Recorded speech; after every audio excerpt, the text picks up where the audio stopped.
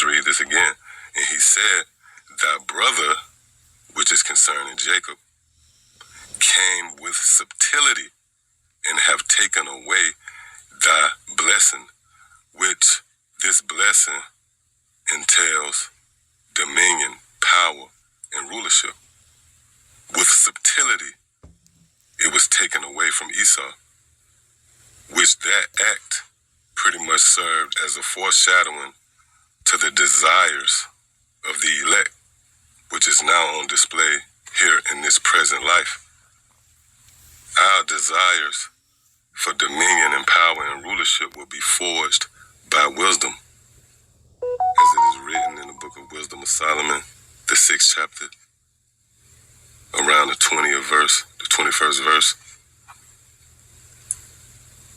If thy delight be in thrones and scepters, honor ye wisdom.